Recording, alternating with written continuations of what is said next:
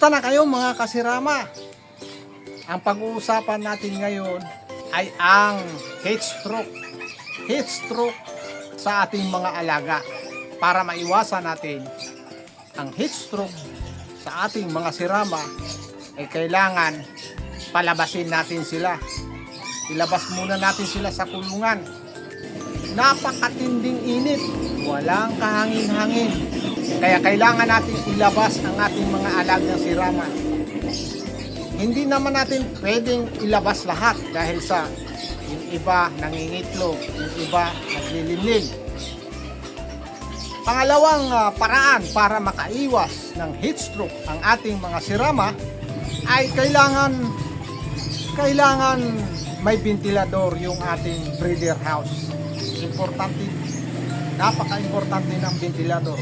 Kung wala naman, ay kailangan natin ilabas sila sa kanilang mga kulungan para maiwasan nila ang stress. Kasi nagkakaroon din ng stress yung ating mga alaga. Panoorin po ninyo ito nang makalabas na sila sa kulungan. Ito ang pinakamaliit kong sirama. Tumitimbang lang ng 1/4 kilo. Kagulo, tumitimbang lang ng 1/4 kilo. Ang pinakamaliit kong sirama kak. Ito naman si Tanggol.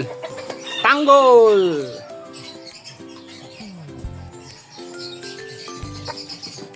Napakakisig mo.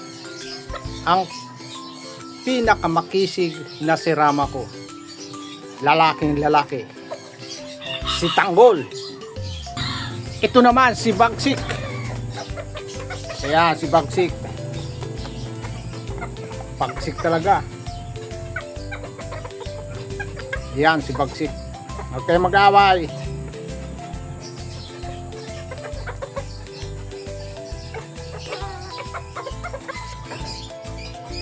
Ayan. Bihirang makalabas. Napakasipag mag-itlog.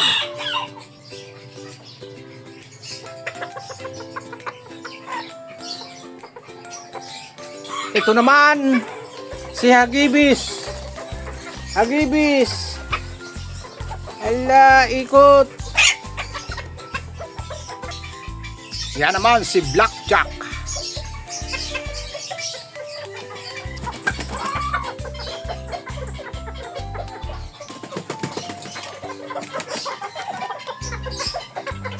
Ito naman si Lulong.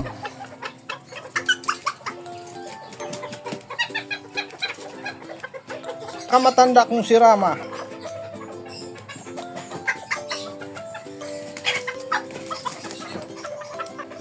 Kaya ko kayo pinapalabas dahil stress sa loob ng kulungan dahil napakainit.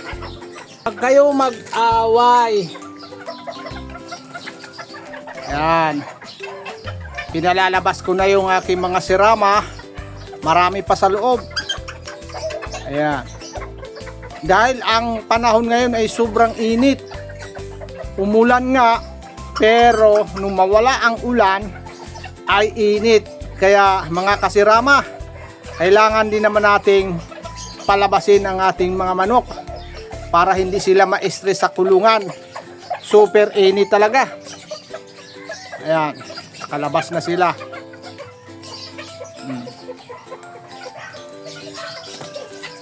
Ito ay kahati lang ng aking mga sirama. Meron pa sa loob.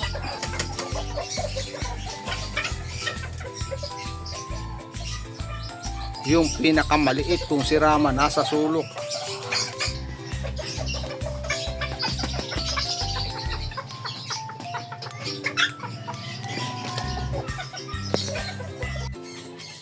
Guys, kung nagustuhan niyo ang aking video, huwag kalimutang i-like, i-share, at higit sa lahat, i-subscribe ang aking channel.